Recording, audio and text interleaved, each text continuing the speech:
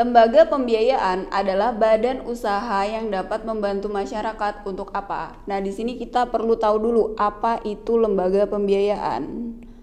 Lembaga pembiayaan ini adalah badan usaha yang melakukan kegiatan pembiayaan dalam bentuk penyediaan dana atau modal. Jenisnya apa aja lembaga pembiayaan ini? Yang pertama, ada leasing. Leasing itu kalau misalkan perusahaan mau pinjam mesin ke perusahaan lain.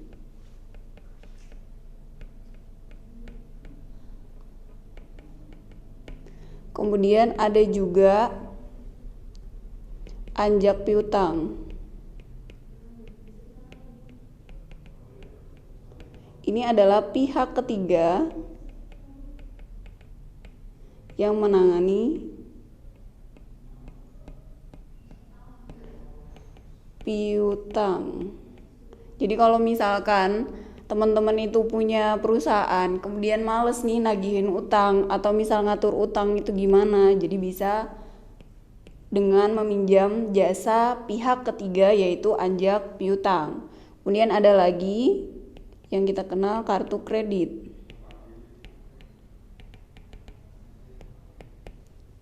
Nah, kredit ini kan menyediakan pembayaran secara kredit. Ini maksudnya bukan kartu kreditnya ya, tapi perusahaan yang menyediakan kartu kreditnya itu menyediakan pembayaran secara kredit. Kemudian juga ada lembaga pembiayaan konsumen. Nah, di sini itu menyediakan dana agar konsumen dapat membeli secara kredit. Jadi ada 4 ini ya, ada leasing, anjak piutang, perusahaan kartu kredit, kemudian ada lembaga pembiayaan konsumen. Jadi di sini yang mana? Lembaga pembiayaan adalah badan usaha yang dapat membantu masyarakat untuk, berarti jawabannya yang C. Masyarakat dapat memperoleh barang dengan pembayaran secara kredit atau lewat lembaga pembiayaan konsumen ini tadi. Gitu.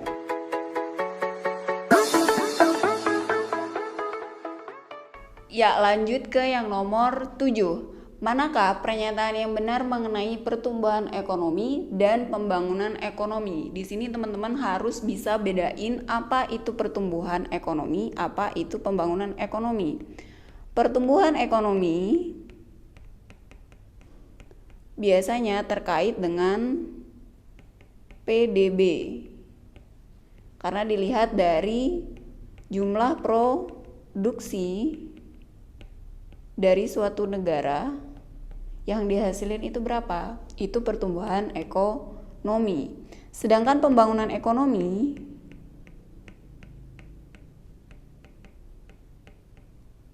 ini terkait dengan kesejahteraan. Makanya bisa dilihat lewat pendapatan per kapita,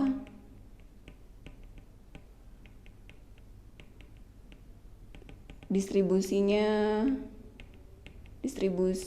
pendapatan, kemudian bisa juga dilihat dari kualitas hidupnya,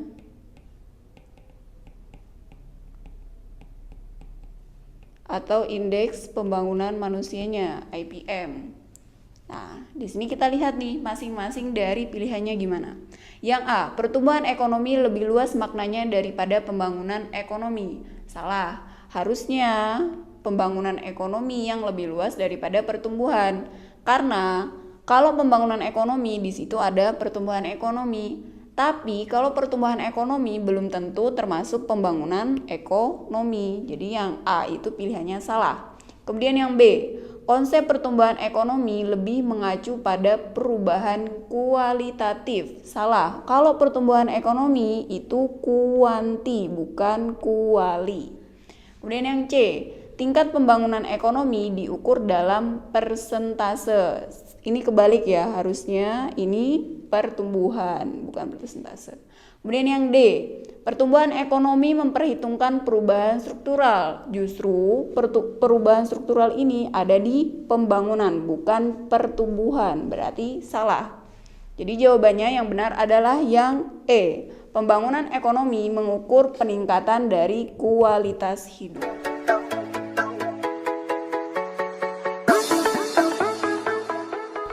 Oke, masuk ke yang nomor 8.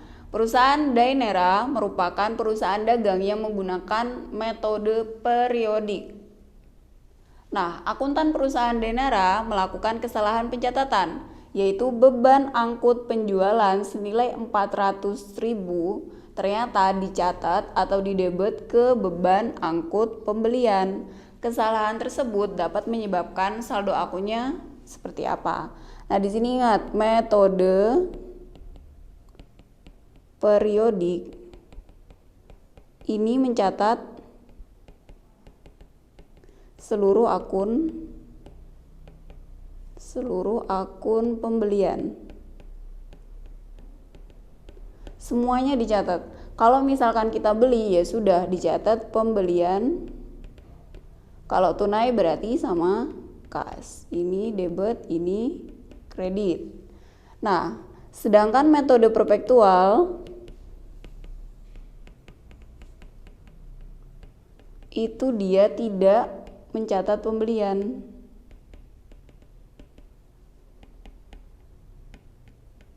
Tapi pembelian ini langsung masuk ke persediaan. Jadi kalau misalkan tadi pembelian sama kas, kalau di metode perpetual itu jadinya persediaan pada kas atau debit kredit.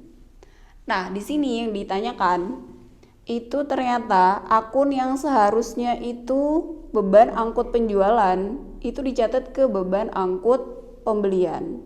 Nah, di sini kita harus tahu dulu beban angkut pembelian itu ada di mana. Beban angkut pembelian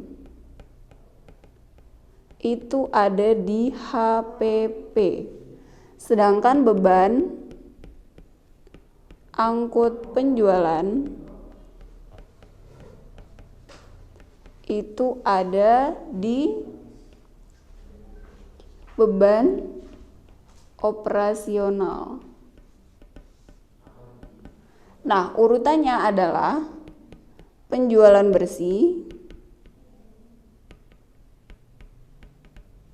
dikurangi HPP sama dengan laba kotor. Sedangkan laba bersih itu adalah laba kotor dikurangi dengan beban operasional. Nah, di sini kita lihat, tadi kan harusnya di beban angkut penjualan, tapi dicatatnya di beban angkut pembelian. Berarti HPP-nya kebesaran. Akhirnya, kalau HPP ini terlalu besar, menyebabkan laba kotornya ini turun. Coba kita lihat yang cari. Yang A, beban angkut pembelian menjadi terlalu rendah, harusnya terlalu tinggi, 400.000, berarti salah. Yang B, beban angkut penjualan menjadi terlalu tinggi, salah, harusnya terlalu rendah. Yang C, harga pokok penjualan menjadi terlalu rendah, 400.000, salah, harusnya karena beban angkut ini pembelian ini menambah HPP, HPP-nya harusnya makin besar, berarti salah. Yang D, laba kotor menjadi terlalu tinggi. Salah, harusnya laba kotor ini menjadi lebih rendah karena HPP-nya tadi ini besar, laba kotornya jadinya kecil. Yang E, beban operasional menjadi terlalu rendah 400.000. Benar banget. Karena tadi untuk beban angkut penjualan itu masuknya ke beban operasional. Jadi kalau misalkan laba kotornya udah kerendahan gara-gara ada HPP, kemudian beban angkutnya juga jadi lebih rendah karena nggak ada beban angkut penjualan. Jadi yang nomor 8 ini jawabannya adalah yang E.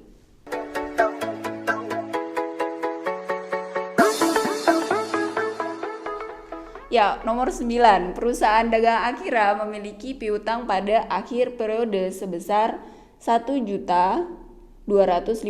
Berarti anggaplah di sini tanggal 1 bulan 12 itu piutang hakikatnya adalah di debit sebesar 1.250.000 dan pada awal periode sebesar 750.000. Kemudian tanggal satunya piutangnya ini ternyata cuman ada 750.000. Nah, data penjualan secara kredit dicatat, berarti penjualan dari tanggal 1 sampai tanggal 31 tercatat penjualan secara kredit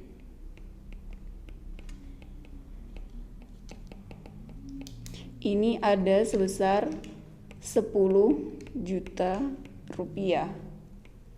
Nah, dan penjualan tunai sebesar 2 juta rupiah. Penjualan tunai ini ada 2 juta rupiah. Jumlah kas yang diterima Akira dari konsumen pada periode tersebut adalah berapa? Nah, di sini yang jelas-jelas penjualan tunai itu berarti yang ini. Ini pasti kas pada penjualan.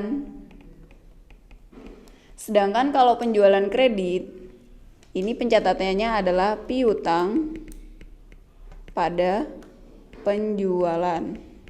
Nah, tapi kita lihat di sini antara 750 sama 1.250 ini ternyata nggak sampai 10 juta. Ternyata selisih antara 1.250 sama 750 itu kalau kita kurangin itu hanya 500.000.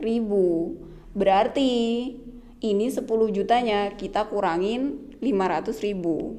10 juta dikurangi 500.000. Ini hasilnya adalah 9.500.000. Berarti gini, 9.500.000-nya ini itu adalah yang sudah dibayarkan. Sedangkan yang 500.000 ini masih berbentuk piutang. Jadi si perusahaan yang beli ke kita itu masih ngutang ke kita. Itu namanya piutang. Sebesar 500.000 aja. Nah, berarti yang diterima di kas itu adalah 9.500.000 ini ditambah sama yang penjualan tunai 2 juta rupiah. Berarti hasilnya kalau ditambahin itu adalah 11.500.000 rupiah. Yang benar adalah D untuk nomor 9.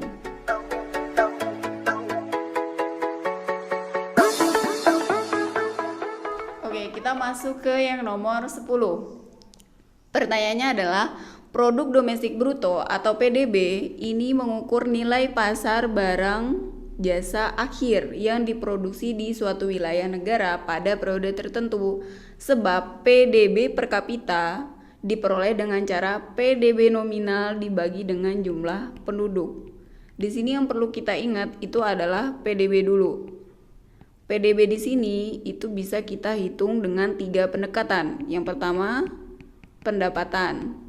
Pendapatan itu bisa diperoleh dari pendapatan yang diperoleh dari faktor produksi. Misal SDM, SDM itu adalah upah. SDA ada sewa. Kemudian jika modal kita dapat bunga. Sedangkan kewirausahaan kalau usaha dapat laba. Kemudian yang kedua ada pengeluaran. Itu dilihat dari pengeluaran yang dilakukan oleh pelaku ekonomi. Yang pertama ada konsumen. Konsumen akan melakukan konsumsi. Kemudian ada perusahaan akan melakukan investasi. Kemudian ada yang namanya pemerintah, berarti di sini pengeluaran pemerintah. Dan yang terakhir adalah masyarakat luar negeri. Masyarakat luar negeri kita melakukan ekspor, kemudian dikurangi impor, karena impor itu kan berarti dari luar negeri masuk ke kitanya. Nah, yang terakhir ada produksi. Produksi ini biasanya dihitung dengan nilai tambah. Nah, nilai tambah ini kenapa memakai nilai tambah? Supaya tidak ada double, gak ada kejadian double perhitungan. Nah, pertambahan dari seluruh nilai tambah yang ada dari hulu ke hilir, jadi dari hulu ke hilir, ini bisa juga disamakan dengan nilai akhir. Jadi misal harga pakaian, kalau misalkan hulunya kan berarti dari benang misalkan, atau dari kapas yang awalnya. Hilirnya itu adalah pakaian. Nah, nilai tambah dari kapas hingga ke pakaian ini, kalau dijumlahkan semuanya itu sama dengan nilai akhir dari pakaian atau harga pakaian itu sendiri. Makanya di sini bisa pakai nilai akhir. Nah, tadi yang pernyataan yang pertama, PDB ini mengukur nilai pasar barang dan jasa akhir. Berarti di sini adalah benar. Kemudian PDB per kapita. PDB per kapita itu dihitungnya pakai apa? Apakah pakai PDB nominal atau pakai PDB real? Di sini kan dia pakai PDB nominal. Padahal PDB per kapita itu harusnya pakai PDB real. Kenapa pakai PDB real? Karena kalau misalkan ini bagi penduduk ya,